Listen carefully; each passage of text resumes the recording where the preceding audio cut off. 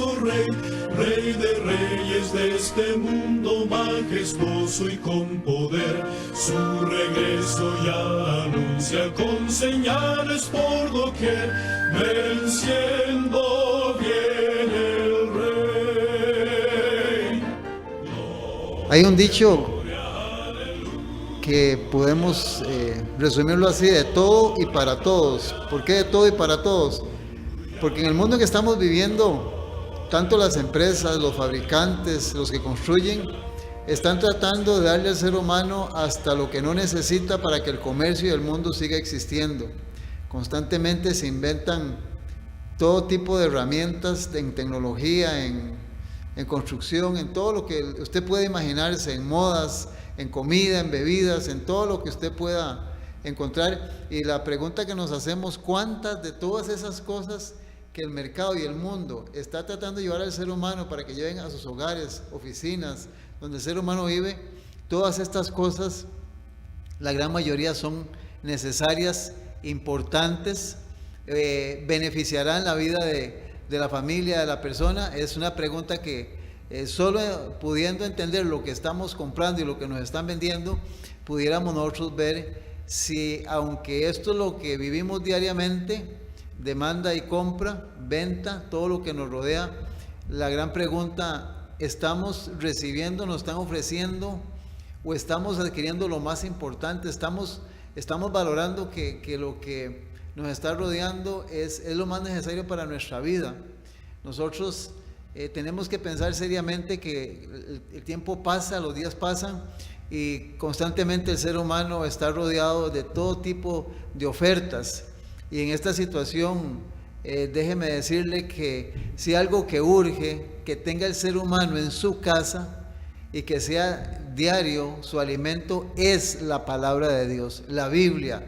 La Biblia es una herramienta importante en la vida de la familia, en la vida individual de cada ser humano. De hecho, que en cada hogar, no importando dónde asistas, dónde vayas, debes de tener una Biblia personal, tu propia Biblia, donde en ese libro tú estás adquiriendo conocimiento, sabiduría, y ese libro te enseña lo más importante para nuestro diario vivir en todas las áreas.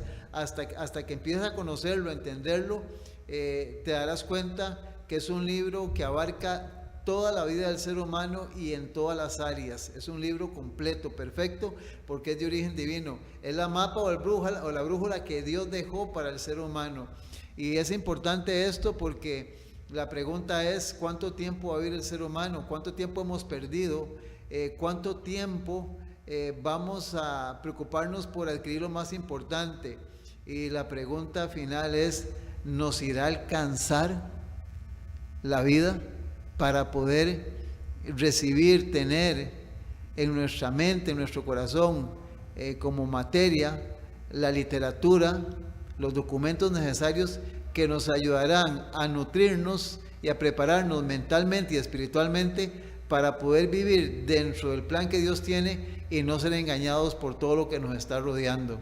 Y dentro de esto rescatamos que si algo muy, muy valioso en la vida del ser humano es la salud. La salud es un tesoro inestimable. De todas nuestras posesiones es la más preciosa. La riqueza, la educación y el honor son caros cuando son comprados al costo de la pérdida del vigor y la vida. Ninguno de ellos pueden asegurar la felicidad si le falta la salud. Es posible estar lleno de vida y fuerza vital a los 61 años como a los 16.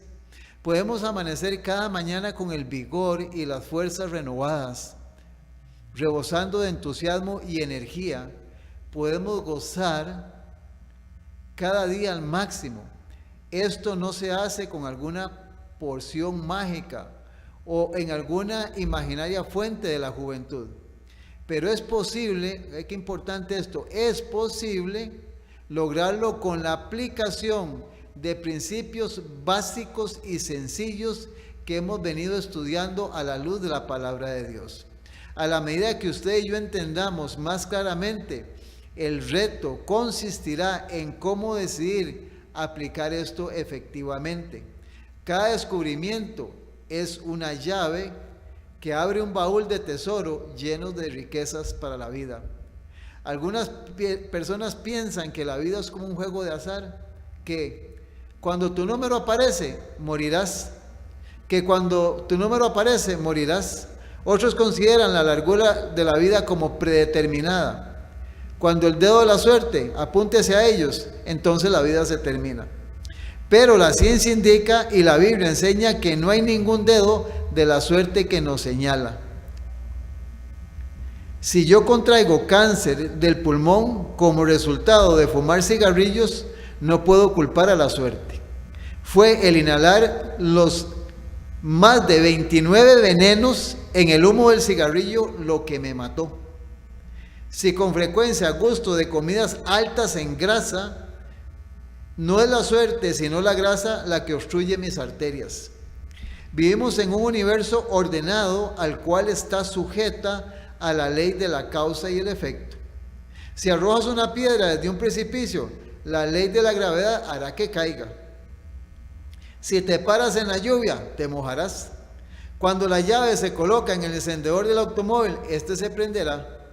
Si no prende, hay una razón. Esta ley también se aplica a la salud. A veces es difícil ver la relación de causa y efecto entre las leyes de salud y las consecuencias de violarlas, simplemente porque los efectos no son inmediatos. Pero el día de arreglar cuentas ciertamente vendrá. Las decisiones y acciones que hoy tienen un impacto serio lo veremos en el futuro. El fumar 2 paquetes de cigarrillos cada día no causa el cáncer de pulmón en una semana. Frecuentemente esta falta de efecto inmediato nos hace creer que no hay efectos inmediatos y terminamos viviendo el presente olvidando el costo del futuro. Mientras más evidencia científica recibimos, más indicaciones hay de que somos nosotros los que causamos muchas, yo diría muchísimas de nuestras enfermedades que acortan nuestra vida. Ya sabemos que la enfermedad del corazón, el cáncer y los derrames son mayormente prevenibles. Los hábitos tales como el fumar, el beber y el consumo en exceso de comidas altas en grasa y colesterol nos llevan a la tumba en poco tiempo. Repito, los hábitos tales como el fumar, el beber y el exceso de comidas altas en grasa y colesterol nos llevan a la tumba antes de tiempo. Por eso Gálatas 6:7 dice: todo lo que el hombre siembra, eso también segará. Aprendamos a cooperar con el cuerpo. Le ha sido dado con la capacidad de resistir la enfermedad, porque somos la imagen del Creador. Y lo hace bien cuando no está obstruido por hábitos incorrectos en nuestro estilo de vida. Practique lo que sea bueno y evite lo que sea dañino. Dé a su cuerpo cada ventaja en la lucha por mantenerlo sano y saludable. La naturaleza, si no es detenida, hace su trabajo sabiamente y bien. Aquellos que preserven en obedecer sus leyes recibirán la recompensa en forma de un cuerpo y una mente saludable. Somos el remanente adventista. Gracias nuevamente por estar con nosotros. En forma especial a todos los que hoy nos permiten nuevamente estar en su hogar, en su trabajo, en su oficina, en el lugar donde usted se encuentra. Que Dios le pueda bendecir y gracias por seguir en este ministerio, por las llamadas constantes, el apoyo, la ayuda financiera con que nos ayudan constantemente para que este ministerio pueda seguir, y también elaborando documentos, libros y folletos que estamos entregando semanalmente a las personas que lo solicitan y lo piden. De hecho, que cuando ocupes algún material de los que ofrecemos, con mucho gusto está a la orden. Gracias por estar con nosotros en sintonía de lunes a viernes en Radio Costa Rica, de 8 a 9 de la mañana. Quisiéramos, como siempre, extender un cordial saludo a todas las personas que se mantienen en sintonía y que Dios les pueda bendecir. Muy bien, como es nuestra costumbre, vamos a abrir la Biblia, y al abrir la Biblia vamos a pedir que Dios nos ilumine, y siempre es nuestra costumbre orar. Yo le invito para que, salvo que usted esté manejando, que que nos está escuchando tal vez en el radio de su vehículo, que nos acompañe en una oración para pedirle a Dios que al abrir este libro sagrado, este libro santo, sea únicamente sus palabras las que podamos escuchar en esta hora. Oremos. Padre celestial y eterno, nuevamente agradecidos por permitirnos durante esta semana, nuevamente, Señor, poder encontrarnos con todos nuestros hermanos y hermanas, amigos y amigas que en diferentes partes del mundo están viendo la programación del Remanente Adventista. Gracias, Señor, porque hemos sido llamados para predicar la verdad en este tiempo. No somos un ministerio de promesas o para hacer que la gente se sienta bien. Nuestra misión es que la persona crea en Cristo, crea en su palabra, la obedezca y como resultado pueda alcanzar la vida eterna.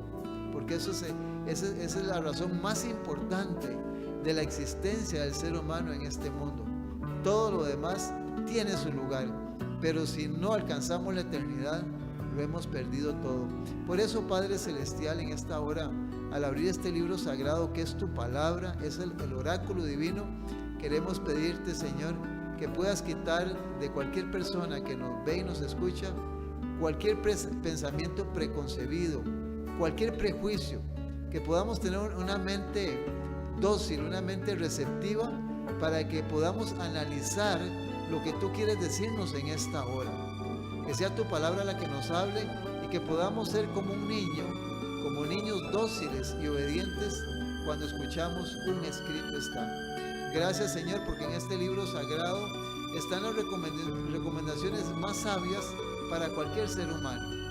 Este libro, Señor, es la guía infalible para la vida de la humanidad, tanto de la persona más sencilla como del hombre más letrado y más preparado en este mundo. Queremos rogarte, Señor, que así como en el pasado has dirigido a tus siervos, Señor, hoy no sea la excepción. Que al abrir este libro sagrado, Señor, puedas hablar a través de mi vida, Señor, para que únicamente yo pueda transmitir lo que tú necesitas que mis hermanos y hermanas, amigos y amigos escuchen. También quiero orar por ellos, Padre Santo. Señor, según tu voluntad que conoces cada corazón, pueda ser propicio a cada necesidad, Señor, en las diferentes áreas, Señor, donde hay urgencia, Padre Celestial. Hoy que tus ángeles y tu Espíritu Santo puedan asistirlos y conforme a tu voluntad haya respuesta en el tiempo celestial, en el tiempo divino, para que como seres humanos podamos creer y confiar que tú estás más cerca de nosotros de lo que nosotros podemos imaginarnos. Bendice Radio Costa Rica, a los hermanos y hermanas que trabajan en los controles en cabina y a través de las redes sociales que hacen posible este programa. Gracias, Padre, todo esto siempre en el nombre de su Hijo amado, el Señor Jesucristo. Amén y amén. Amén. Muy bien, en el Evangelio según San Juan, en el capítulo número 11, San Juan capítulo número 11, encontramos una historia que muchos conocen, que es la historia de Marta, María y de Lázaro, que vivían en Betania, que era el lugar donde Jesús acostumbraba a ir. Y en el versículo número del 23 al 27 dice San Juan 11 lo siguiente: Jesús le dijo, tu hermano resucitará. Versículo 24, Marta le dijo, yo sé que resucitará en la resurrección, en el día postrero.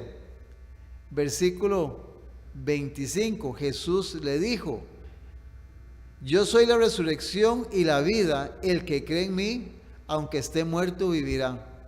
Versículo 26, y todo aquel que vive y cree en mí, no morirá eternamente. ¿Crees esto? Versículo 27, le dijo, sí, Señor, yo he creído que tú eres el Cristo, el Hijo de Dios, que has venido al mundo. Estaba mencionando esto en esta ocasión porque hemos venido trabajando en algo que sucedió en el pasado, sucederá en el futuro, que es la forma en que Dios, a través de señales y maravillas, ha tratado de ayudar al ser humano.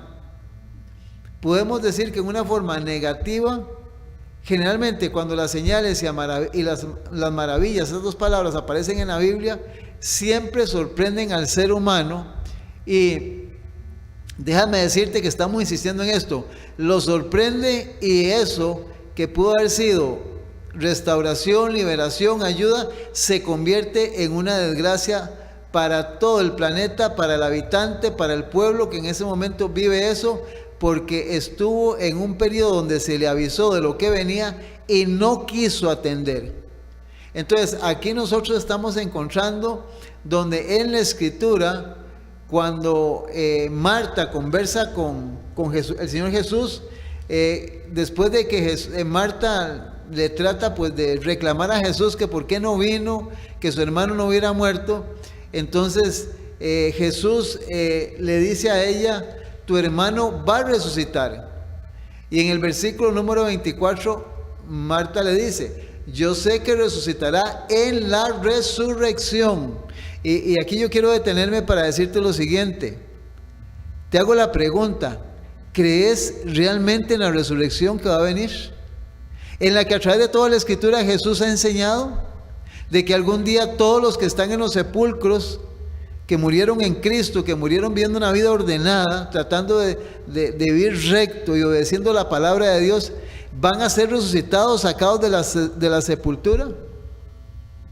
Ahora déjame decirte, tal vez me estás escuchando y en tu mente pueden surgir algunos interrogantes, porque la mayoría de organizaciones religiosas, y especialmente la Iglesia Católica, enseñan que cuando la persona muere va al cielo, y si es mala va al infierno, casi, pero déjame decirte que generalmente cuando un sacerdote, un pastor está frente a una tumba, puede estar muriendo la persona más mala que de alguna u otra forma le arreglan el asunto para que pueda estar en el cielo. Nunca nadie dice que va al infierno o que está perdido. Por ahí el dicho que decían nuestros abuelos: no hay chiquito feo ni muerto malo. Todos hablan bien muchas veces del muerto y nadie va a decir nada malo. Entonces aquí tienes que empezar a acomodar en tu mente que esta doctrina de que la persona va al cielo descarta de la vida de cualquier persona en este momento viva el preocuparse o pensar en una resurrección futura, Por eso Jesús le insiste a María y le dice: tu hermano va a resucitar, porque él estaba muerto ahí. Pero Marta le dice: yo sé que resucitará. Ya estaba segura de que iba a haber una resurrección, tenía bien claro eso. Pero le dice: en el día postrero. Y recuerda que la palabra postrero es días finales, a la parte final de la historia de este mundo. Entonces Jesús nuevamente le dice: el que cree en mí, aunque esté muerto, vivirá. Ahí en el cementerio de Desamparados, ahí, si algún día pasas por ahí, el cementerio principal que está ahí tiene unas letras que dicen así: yo soy la resurrección y la vida, el que cree en mí, aunque esté muerto, vivirá. Sin embargo, nosotros quisiéramos rescatar en el remanente adventista, que quisiéramos que trates de pensar en una manera más educarte más, tener más conocimiento, más información sobre lo que es la resurrección de todas las personas que van a ser levantadas de la sepultura cuando Jesucristo venga por segunda vez a la tierra. Porque esto se habla muy poco, y como te he dicho, la mayoría de iglesias protestantes y aún la Iglesia Católica enseñan una doctrina que no tiene fundamento bíblico. Eso no enseña la Biblia. Cuando la persona muere va al cielo, eso no está en ninguna parte de la Biblia. Todo lo contrario. La Biblia enseña en toda la Escritura que cuando la persona muere va a la sepultura y ahí descansa hasta la segunda venida. Y si no, pues mira la historia de Lázaro. Lázaro, cuando fue resucitado, él estaba ahí. Jesús no le dijo: ven del cielo o sal del infierno. Él estaba ahí lo llamó porque ahí estaba. Entonces hay muchas evidencias bíblicas sobre esto. Un poquito de información sobre el hogar donde Jesús se acostumbraba a ir, que era la casa de Lázaro, María y de Marta. De hecho que esta María, que es hermana de Marta, esta era la famosa María Magdalena. De esto tal vez en algún tema posterior vamos a hablar. Esta hermana de María era la famosa María Magdalena, pero ya cuando abandonó su vida y se convirtió en una seguidora de Cristo, en una discípula de Cristo. Entre los más constantes discípulos de Cristo se contaba Lázaro de Betania. Desde la primera ocasión en que se encontraron, su fe en Cristo había sido fuerte, su amor por él profundo, y el Salvador le amaba mucho. Y aquí yo quiero mencionar qué maravilloso es cuando una persona le entrega su vida a Cristo, toma decisiones permanentes y se convierte en un verdadero seguidor, no una persona fluctuante o una persona que cambia según la situación del mundo. Si algo necesita el mundo cristiano es personas sólidas, personas permanentes, personas con decisiones ya definitivas en su vida. Y te lo ilustro así: llueva, tiemble, haya alimento, haya trabajo, haya salud, no los detiene absolutamente nada. Si algo urgente en este mundo es hombres y mujeres de verdad, jóvenes de verdad. Dice que Lázaro tenía una fe fuerte hacia Jesús, y como consecuencia de que Jesús le amaba mucho. O sea, el dueño de todo el universo lo amaba muchísimo porque sabía quién era Lázaro. En favor de Lázaro se realizó el mayor de los milagros de Cristo. Oigan, el mayor de los milagros de Cristo, la resurrección de Lázaro, el mayor milagro. El Salvador bendecía a todos los que buscaban su ayuda. Amaba a toda la familia humana, pero está ligado, y escucha, con algunos de sus miembros por lazos peculiarmente tiernos. Con algunos. ¿Quieres ser tú de esos algunos? Dice que Lázaro, dice que tenía una fe fuerte en él. Y dice que su amor por él era profundo. Su corazón estaba ligado con fuertes vínculos con la familia de Betania. Y para un miembro de ella realizó su obra más maravillosa. Esa palabra, maravillosa. Cuando hablamos milagro, recuerda que la definición de la palabra maravilla es prodigio, señal o milagro. Esa es la definición, es una palabra que encierra todas las definiciones: milagro, señal, prodigio, maravilla. Dice que Jesús realizó su obra más maravillosa. Sí, porque déjame decirte, cuando tú has logrado ver personalmente que una persona está en un ataúd, en una lápida, en algún lugar, en un cementerio, y alguien llega y dicen: abran y lo voy a resucitar? Nadie. Por eso era su obra más, es el único, o sea, por encima de todas las cosas que debe ser impresionante, maravilloso, y todo lo que tú quieras creer sobre esto, es poder devolverle la vida a una persona. Porque ¿quién quiere morirse? La vida es lo más preciado que tiene el ser humano. Por eso en la introducción hablamos de la salud, de cuidar el cuerpo. La vida solo una vez nos la dan, no la dan dos veces. Y aquí usted está haciendo un milagro, devolviéndole a él la vida. La vida. Esto lo entendemos, solo llegamos a entender cuando la tenemos al frente, si es que nos da tiempo. Entonces dice que realizó su obra más maravillosa. El Salvador con frecuencia descansó en el hogar de Lázaro. El Salvador no tenía hogar propio. Por eso cuando Judas llegó a buscarlo, le dijo: las zorras tienen cuevas y los aves tienen nidos, pero el Hijo del Hombre no tiene donde recostar la cabeza. Dependía de la hospitalidad de sus amigos y de sus discípulos. Y con frecuencia, cuando estaba sediento y cansado y falta de compañía humana, le era grato refugiarse en ese hogar apacible, lejos de los celos y las sospechas de los líderes religiosos de aquel tiempo, escribas y fariseos. Allí encontraba una sincera bienvenida y amistad pura y santa. Allí podía hablar con sencillez y perfecta libertad, sabiendo que sus palabras serían comprendidas y atesoradas.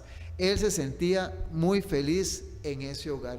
El Evangelio según San Juan, capítulo 10, versículo 10, porque estamos cerca de Lázaro. Jesús en San Juan 10, 10 dice: el ladrón no viene sino para hurtar y matar y destruir. Yo he venido para que tengan vida y para que la tengan en abundancia. Mi hermano y mi hermana, mire, la vida es lo más valioso.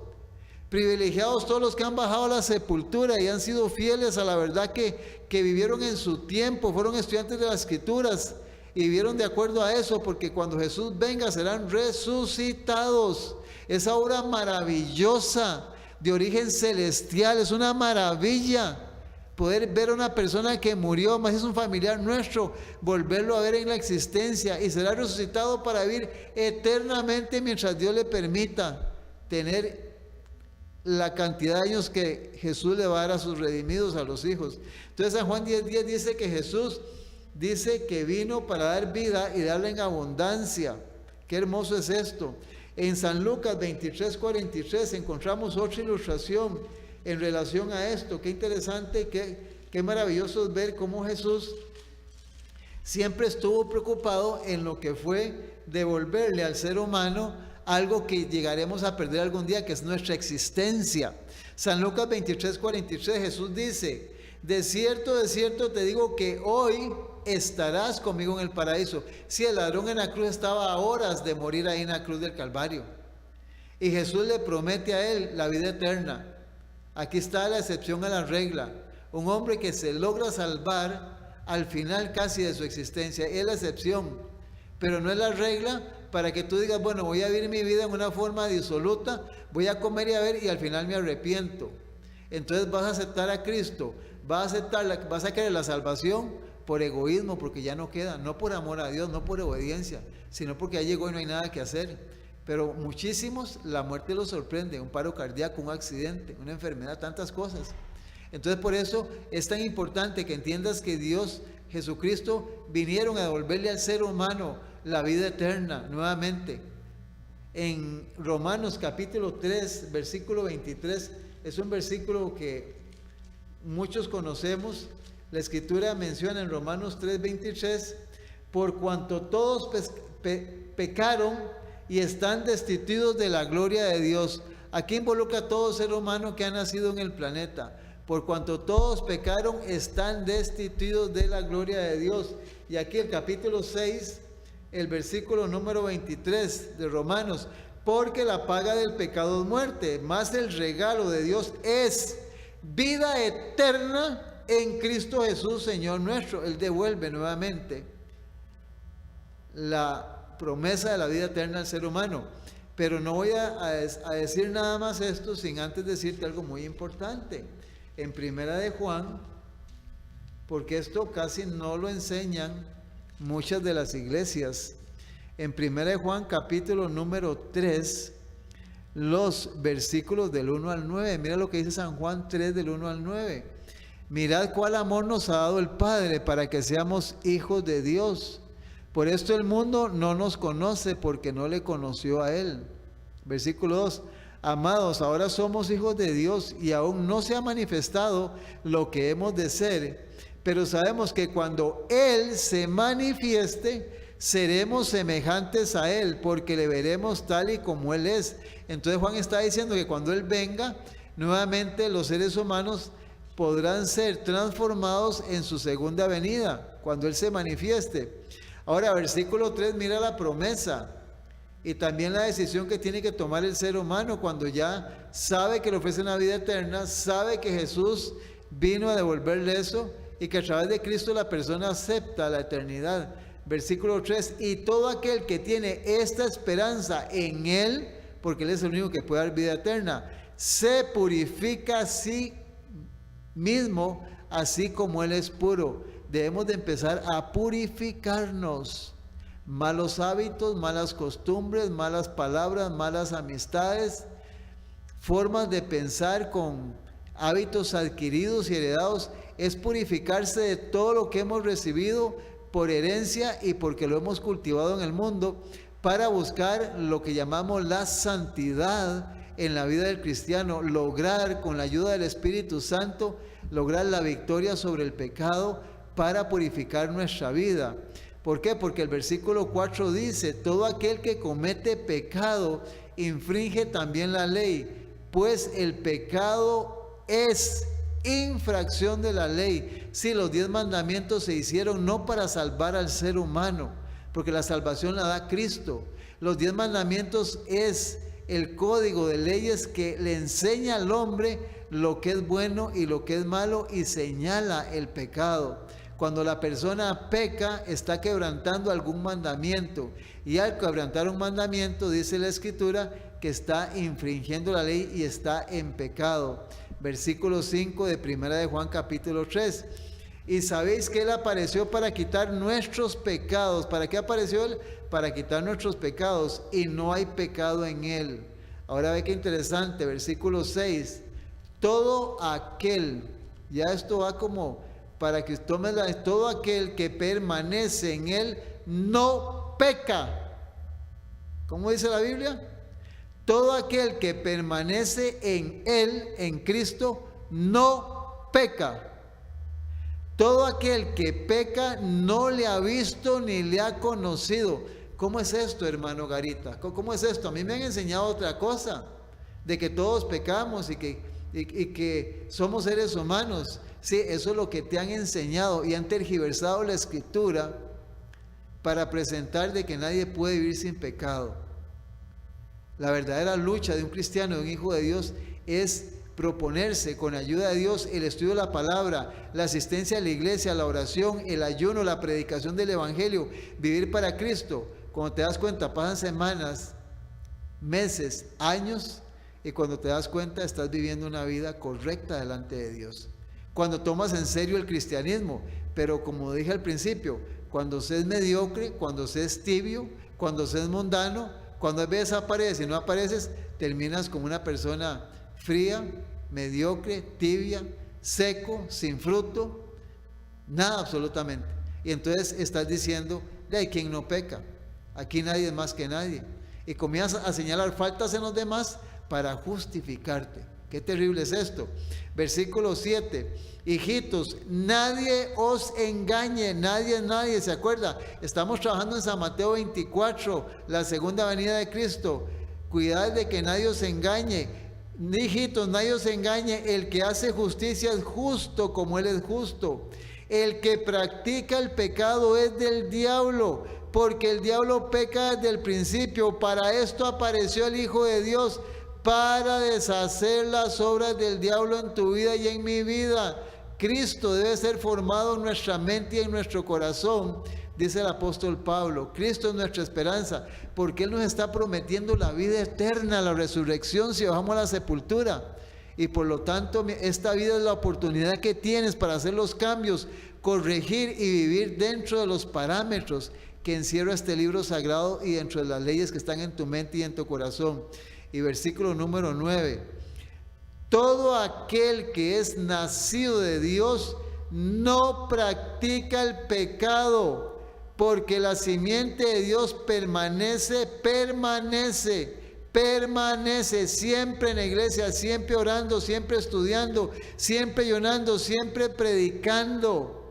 Permanece en Él y no tiene tiempo para pecar. No puede pecar porque está involucrado en las cosas celestiales, porque es nacido de Dios. Y ahí puede seguir leyendo lo que la Escritura dice. Qué maravilloso, está prometida la resurrección, pero debemos también hacer nuestra parte como seres humanos. Si queremos ver esa obra maravillosa que es de origen divino, como lo fue en Lázaro, debemos de también entender que tenemos que vivir de acuerdo a las enseñanzas de este libro sagrado. Vamos a ir a escuchar una música hermosa y continuamos. Manténgase en sintonía.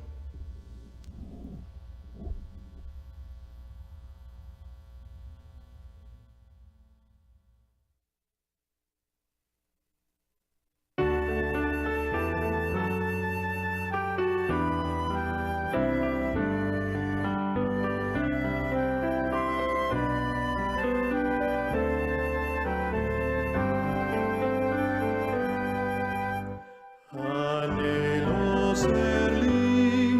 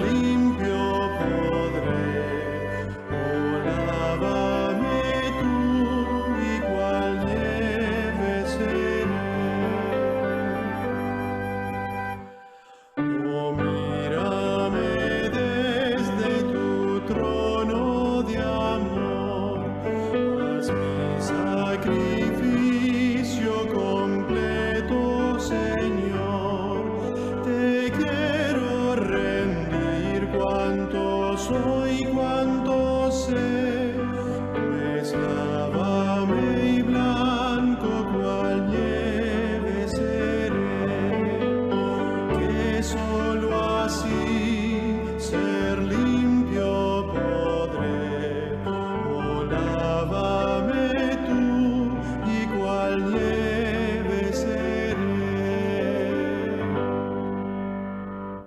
Jesús, te suplico, postrado a tus pies, tu propia perfecta justicia me des, tu sangre expiatoria la veo por fe. Oh, lávame y blanco cual nieve seré, que solo así ser limpio podré. Oh, lávame tú y cual nieve seré. Ve como paciente te espero aquí, un corazón nuevo pon dentro de mí, jamás rechazaste al que a ti fue, pues lávame y blanco cual nieve seré, que solo así ser limpio podré.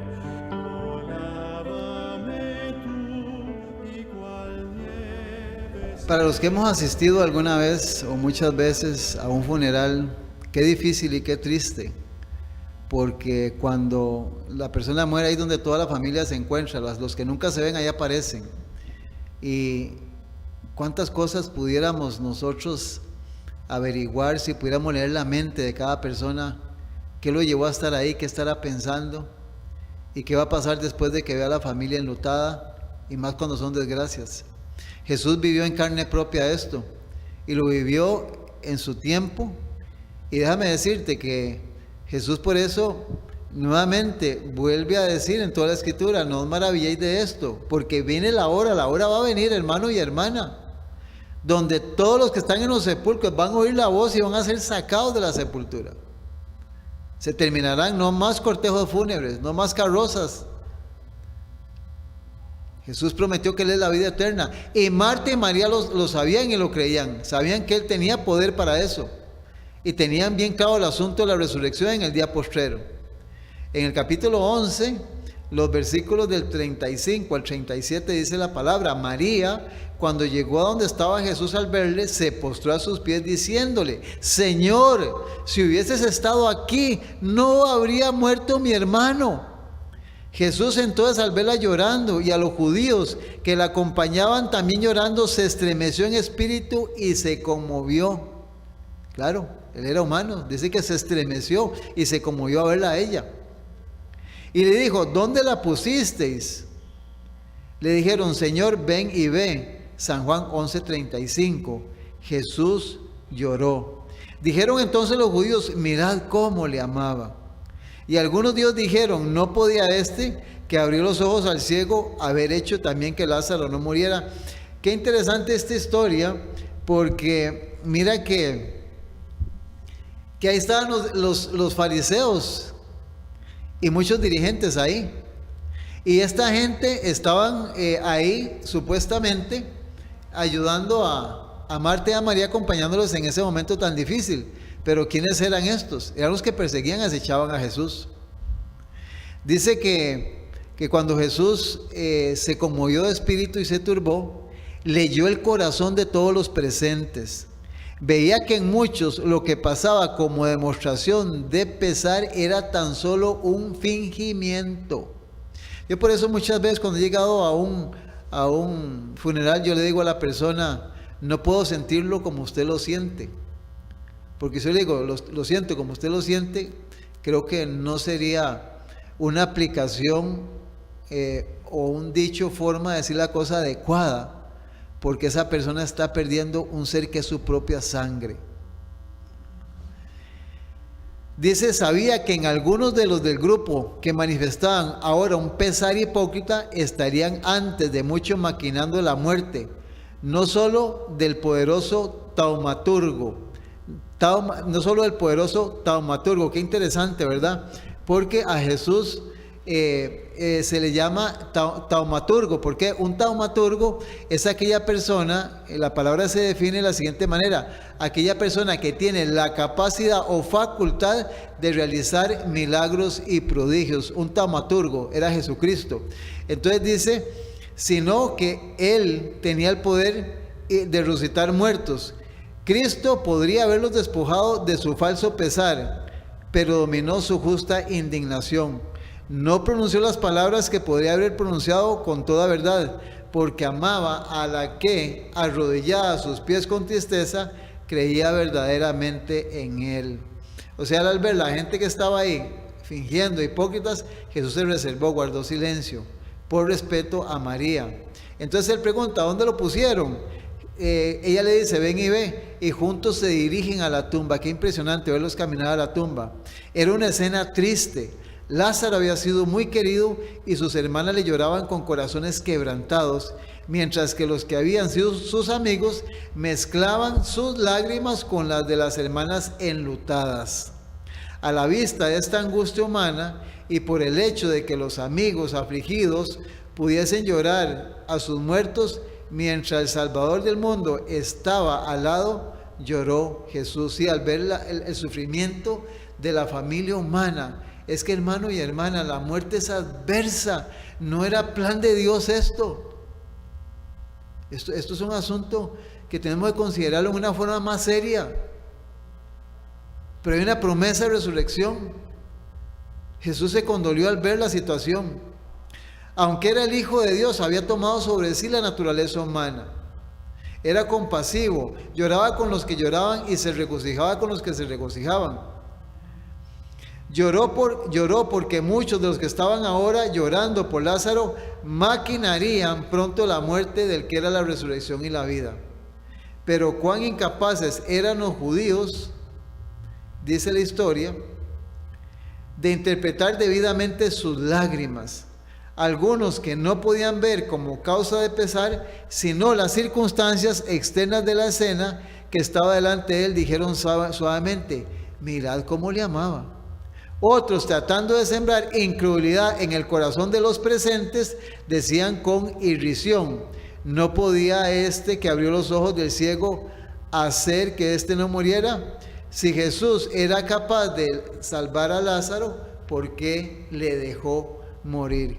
Qué impresionante esto, ¿verdad? Cómo la Escritura registra todos los acontecimientos, no solo que estaban envolviendo a Jesús como persona en ese acto, sino lo que Jesús pronto realizaría, como lo era el milagro de la resurrección. Por eso, hermano y hermana, si hay un milagro, por eso dejemos que era una obra maravillosa, porque tenemos que darnos cuenta que es tan importante para el ser humano que medite, que analice ese día cuando va a haber resurrección. Porque Lázaro fue traído a la resurrección en esta historia y nuevamente estuvo con sus seres queridos. Maravilloso esta historia de la vida de Cristo con el asunto de Lázaro. En el Evangelio según San Mateo, el capítulo número 27. Vea qué interesante, San Mateo, capítulo 27. Dice la Escritura algo en relación a lo que es la resurrección de seres humanos en el tiempo de Cristo. San Mateo capítulo 27, los versículos 50, 51, 52 y 53. Dice, versículos 50, mas Jesús, de San Mateo 27, habiendo otra vez clamado a gran voz, entregó el Espíritu. Y he aquí el velo del templo se rasgó en dos, de arriba a abajo, y la tierra tembló y las rocas se partieron. Y se abrieron, versículo 52, los sepulcros, y muchos cuerpos de santos que habían dormido se levantaron. Ahora el versículo 53 lo pone bien claro. Y saliendo de los sepulcros, después de la resurrección de él, vinieron a la santa ciudad y aparecieron a muchos. Aquí hay algo importante, interesante en esto. Déjame decirte que la Escritura menciona que fueron muchos los que fueron resucitados y se aparecieron. Pero déjame decirte que dentro de lo que registra esto, si tú te pones a pensar cuántos seres humanos existieron desde Caín, que fue el primer muerto, como el caso de Adán y Eva, que fueron los primeros seres creados, juntamente con Caín y Abel, hasta el tiempo de Cristo, si pudiéramos contabilizar cuántos millones o billones de seres humanos murieron, imagínate que dentro de los judíos, ese pueblo judío, que era mucho menor que los caldeos, que los egipcios, que los asirios, que los medos y persas, que los romanos, era un pueblo más pequeño en número, dice que muchos de los judíos fueron resucitados.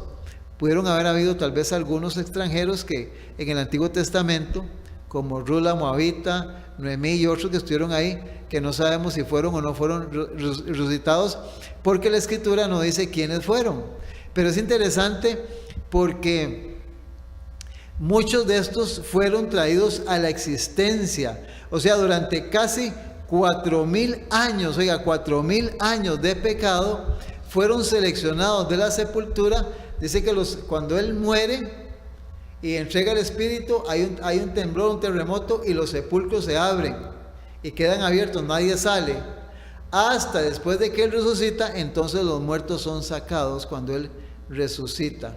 Nuevamente, apreciado hermano y hermana, amigo, amiga, déjame decirte, el cielo está interesadísimo en que en tu mente esté bien claro el conocimiento perfecto de la Escritura, de que si bajas a la sepultura, lo que tienes que esperar, si estás en Cristo y estás viviendo en la luz que tienes, en el conocimiento que tienes, lo que ya sabes que es bueno y estás abandonando todo lo que es malo, tienes esperanza de vida eterna en la primera resurrección, cuando Jesús venga por segunda vez al planeta Tierra. Esa es la maravillosa promesa. Y Jesús deja bien claro, pone muchas anécdotas y realidades de este gran milagro, esta gran señal, este prodigio de traer seres humanos que posiblemente ya ni el polvo existía de ellos. Oiga, ni el polvo existía. Nadie sabía dónde estaban. Y dice que los trae a la existencia. Ese es Dios, ese es el Rey de Reyes, el comandante de todo el universo, el dueño de todo lo que existe. El que es el camino, la verdad y la vida. Él es la resurrección. Él dará vida eterna a los seres humanos cuando Él venga por segunda vez a la tierra. Entonces tienes que pedirle a Dios que te ayude para que puedas ir entendiendo y clarificando en tu mente qué es lo que la Escritura enseña y no lo que posiblemente has estado creyendo. Porque la Biblia, hermano y hermana, es tan clara como el agua cuando se estudia. Cuando yo quiero entender lo que este libro dice. Es maravilloso esto. Entonces aquí está registrado en la Escritura esta maravillosa historia donde Jesús, cuando Él resucita, Él trae a la existencia a cuánta cantidad, pero muchos dentro de un pueblo judío que desde Adán a Cristo habían habido generaciones de generaciones de judíos que estaban ya como linaje de este pueblo que fue escogido por Dios. Al resucitar Cristo, sacó de la tumba una multitud de cautivos. El terremoto ocurrió en ocasión de su muerte. Había abierto sus tumbas y cuando Él resucitó, salieron con Él. Eran aquellos que habían sido colaboradores con Dios y que a costa de su vida habían dado testimonio de la verdad.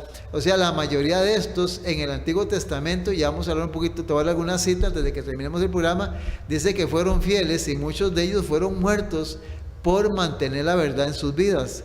Ahora iban a ser testigos de aquel que los había resucitado. Durante su ministerio Jesús había dado la vida a algunos muertos, como cuáles: la viuda de Naín, la hija del príncipe y a Lázaro. Pero estos no fueron revestidos de inmortalidad. Después de haber sido resucitados, estaban todavía sujetos a la muerte. Sí, ellos siguieron viviendo. Ahí permanecieron cuando fueron estos tres. Después dice, pero los que salieron de la tumba en ocasión de la resurrección de Cristo fueron resucitados para vida eterna. Ascendieron con Él como trofeos de su victoria sobre la muerte y el sepulcro. Estos, dijo Cristo, no son ya cautivos de Satanás. Estos ya no son cautivos de Satanás, los he redimido. Los he traído de la tumba como primicias de mi poder, para que estén conmigo donde yo esté y no vean nunca más la muerte ni experimenten el dolor. Qué preciosa promesa, qué realidad vieron todos estos que fueron resucitados. Estos entraron en la ciudad y aparecieron a muchos declarando: Cristo ha resucitado a los muertos y nosotros hemos resucitado con Él. Qué maravillosa promesa. En el libro de Hebreos capítulo 11, vea qué interesante, Hebreos, la Biblia es tan preciosa. Hebreos capítulo número 11, vea lo que dice el apóstol Pablo en el versículo número 32. Dice lo siguiente, Hebreos 11, 32, ¿y qué más digo? Porque el tiempo me faltaría contando de Gedeón, de Barak, de Sansón, de Jefté, de David, así como de Samuel y de los profetas. Versículos 39 y 40. Y todos estos, aunque alcanzaron buen testimonio mediante la fe, no recibieron lo prometido, proveyendo Dios alguna cosa mejor para nosotros, para que ellos no fuesen perfeccionados aparte de nosotros. Sí, ¿dónde están? Es un misterio. No hay un escrito está para saber dónde está toda la gente que fueron llevados cautivos cuando Cristo subió. Pero dice que toda esa lista de los que menciona ahí el apóstol Pablo, toda esta gente, dice, no fue, ¿por qué? Porque no se van a adelantar, porque juntamente con los vivos en Cristo, Dios hará esta maravillosa obra de perfeccionarlos para que juntos vayan a la eternidad. Tenemos esa maravillosa promesa. San Juan capítulo 12, versículo 26, y con esto vamos cerrando esta maravillosa promesa de la resurrección.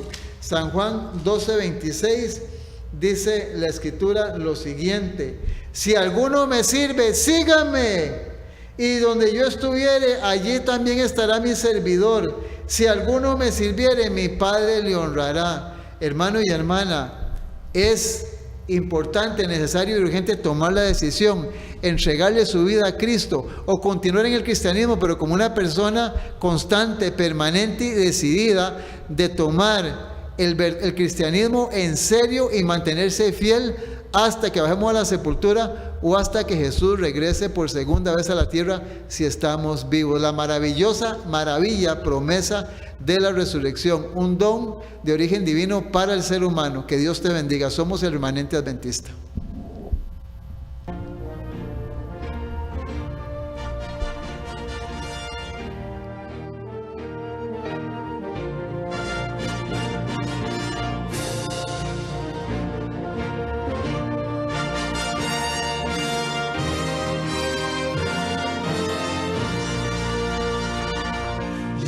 La gloria eterna de Jesús, grandioso Rey, Rey de reyes de este mundo, majestuoso y con poder.